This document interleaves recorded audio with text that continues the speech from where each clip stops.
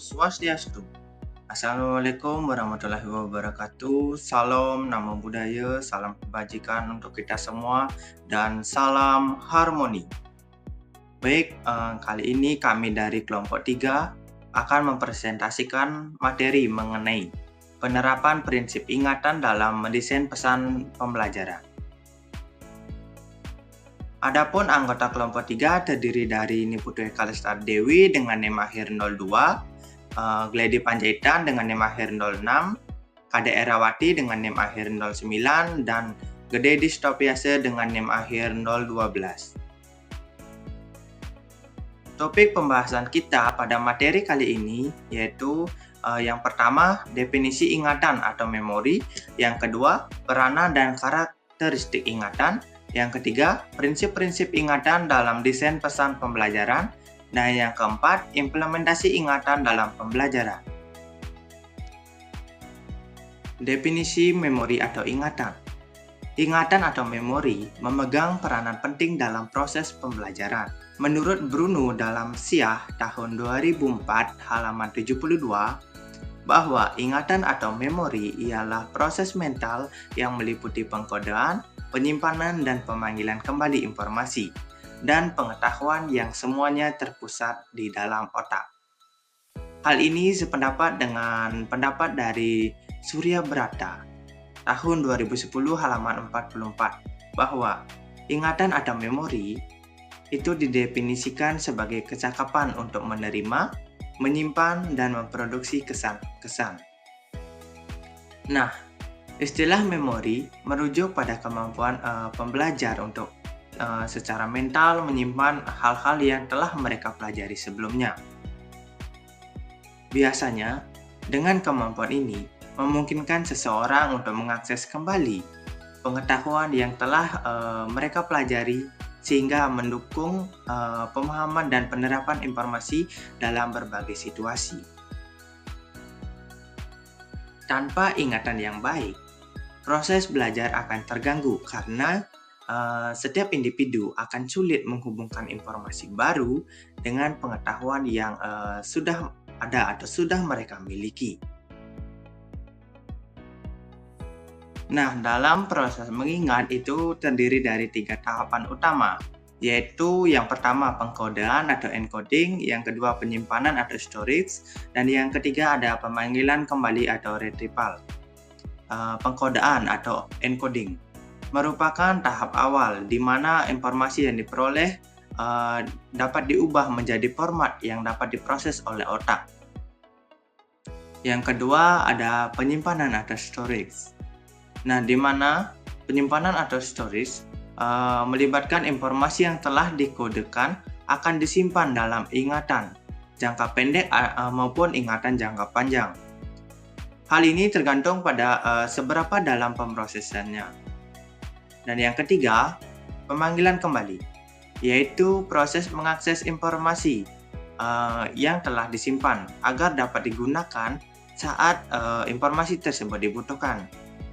Efektivitas dalam setiap tahap ini sangat menentukan seberapa baik seseorang dapat mengingat informasi dengan jangka waktu tertentu. Baik, sekian pemaparan materi dari saya. Untuk pemaparan materi selanjutnya akan dilanjutkan oleh rekan saya. Terima kasih. Baik, selanjutnya mengenai peranan dan karakteristik ingatan. Nah, dalam konteks pembelajaran, ingatan memegang peran penting karena memungkinkan pembelajar untuk memahami, mengelola, serta menerapkan informasi dalam berbagai situasi. Nah, menurut Robert S. Siegler, ada 3 karakteristik utama dalam pendekatan pemrosesan informasi. Nah, yang pertama, proses berpikir atau thinking.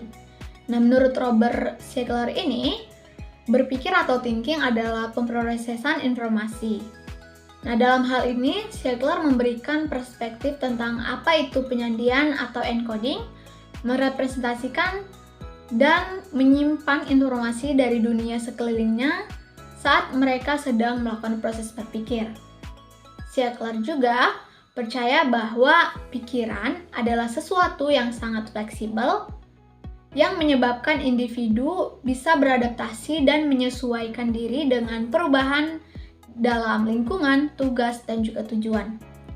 Nah, yang kedua adalah mekanisme mengubah atau change mechanism.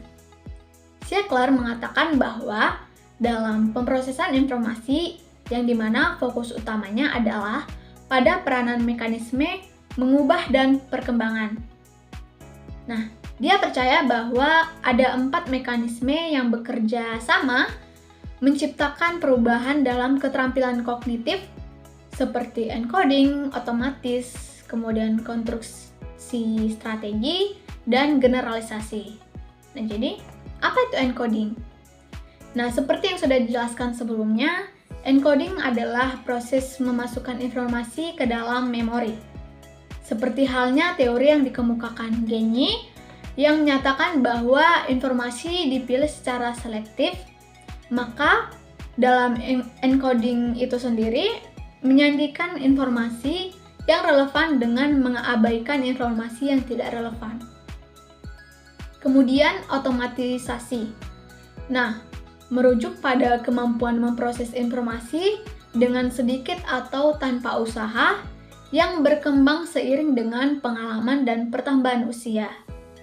Sedangkan konstruksi strategi adalah proses menemukan prosedur untuk memproses informasi, di mana anak perlu menyediakan informasi kunci dan menghubungkannya dengan pengetahuan sebelumnya untuk memecahkan masalah.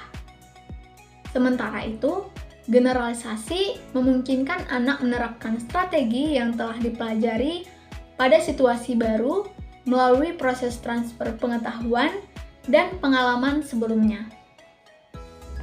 Nah, yang ketiga adalah modifikasi diri. Modifikasi diri atau self-modification dalam pemrosesan informasi terkait erat dengan metakognisi, yang dimana mencakup pengetahuan kognitif dan juga aktivitas kognitif. Pengetahuan kognitif melibatkan usaha untuk memonitori dan merefleksikan pemikiran seseorang pada saat tertentu.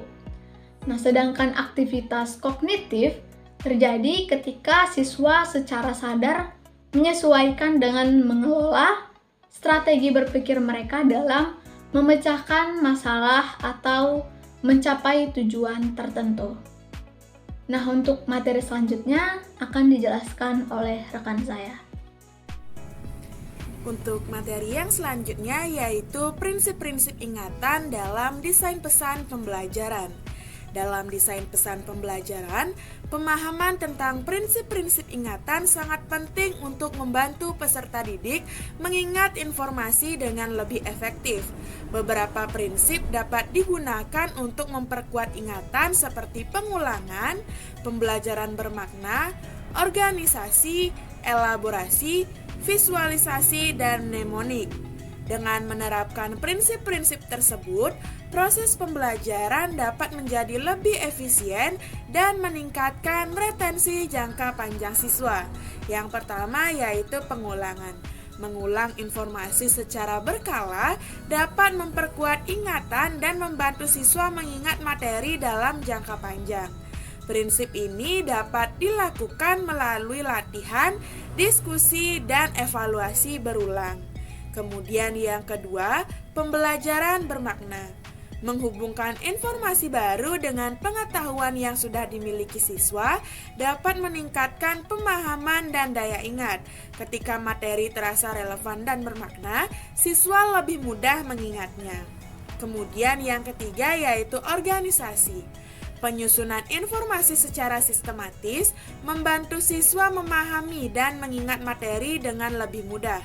Prinsip seperti chunking atau mengelompokkan informasi ke dalam unit-unit kecil juga efektif untuk meningkatkan daya ingat. Kemudian elaborasi, memberikan contoh, ilustrasi atau penjelasan tambahan dapat memperkaya pemahaman siswa terhadap suatu konsep. Elaborasi ini membuat informasi lebih bermakna dan lebih mudah diingat.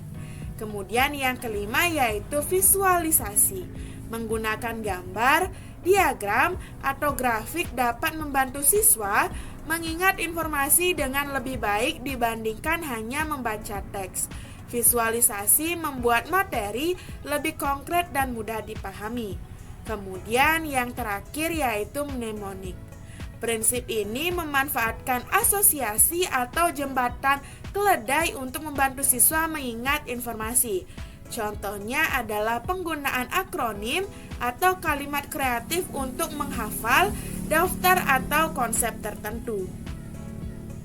Baik, selanjutnya adalah implementasi ingatan dalam pembelajaran. Nah, dalam merancang pesan pembelajaran yang efektif, penting untuk menerapkan prinsip-prinsip ingatan agar informasi yang disampaikan dapat dipahami dan diingat lebih baik oleh siswa. Adapun beberapa pendekatan dapat digunakan untuk meningkatkan daya ingat siswa dalam desain pembelajaran. Pertama, menggunakan visualisasi, yakni menyajikan informasi dalam bentuk gambar, grafik, diagram, atau video untuk membantu siswa memvisualisasikan konsep yang mereka pelajari. Karena visual lebih mudah diproses oleh otak dibandingkan teks saja, sehingga membantu siswa mengingat informasi dengan lebih efektif. Contohnya saat mengajarkan sistem tata surya yang menggunakan model 3D atau video animasi atau simulasi interaktif yang menunjukkan rotasi dan revolusi planet. Kedua, koneksikan dengan pengalaman, yakni mengaitkan informasi baru dengan pengetahuan atau pengalaman yang sudah dimiliki oleh siswa agar pembelajaran tersebut lebih mudah dipahami. Nah, ketika siswa dapat menghubungkan materi baru dengan sesuatu yang sudah mereka pahami, mereka lebih mudah menyerap dan mengingat informasi tersebut. Contohnya saat mengajarkan konsep pecahan dalam matematika. Kaitkan dengan pengalaman sehari-hari seperti membagi kue atau membagi sebuah pizza. Ketiga, yakni menggunakan cerita. Menyampaikan informasi dalam bentuk cerita dapat meningkatkan daya ingat siswa karena cerita lebih menarik dan lebih mudah diingat dibandingkan sekedar daftar fakta. Nah, cerita yang mengandung konflik, tokoh, atau alur yang menarik akan lebih melekat dalam ingatan siswa. Keempat, libatkan emosi. Emosi memainkan peran penting dalam pembelajaran dan daya ingat. Gunakan elemen seperti humor, kejutan, atau kisah inspiratif yang menciptakan pengalaman belajar yang lebih berkesan bagi mereka. Nah, ketika siswa memiliki keterlibatan emosional dengan materi, mereka akan lebih mudah mengingatnya. Contohnya saat membahas ketidakadilan sosial.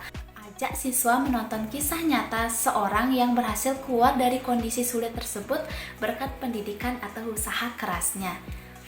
Kelima, berikan kesempatan mereka untuk berlatih. Latihan dan pengulangan sangat penting untuk memperkuat ingatan. Berikan siswa berbagai kesempatan untuk menerapkan informasi yang telah mereka pelajari melalui latihan, diskusi, kuis, atau tugas praktis sehingga mereka dapat mengingat dan menggunakan informasi tersebut dalam jangka panjang.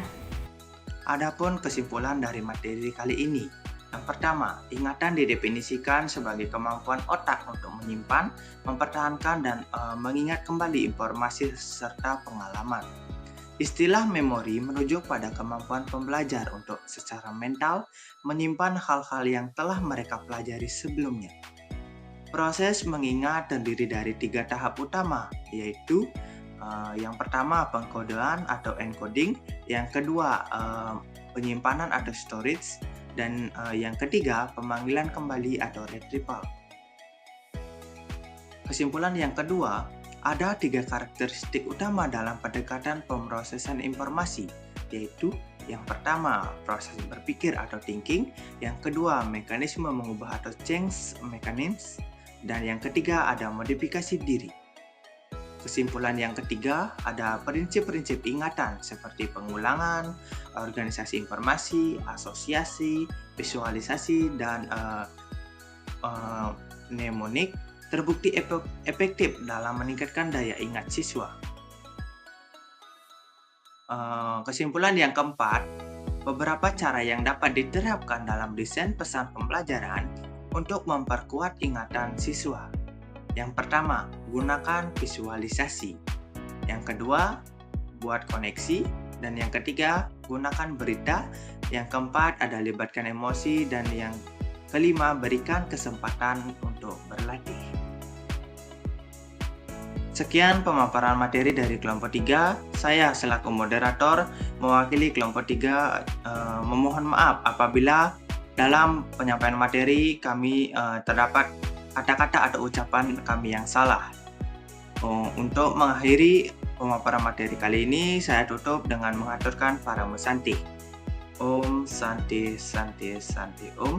Wassalamualaikum warahmatullahi wabarakatuh. Salam namo buddhaya, salam kebajikan untuk kita semua, dan salam harmoni.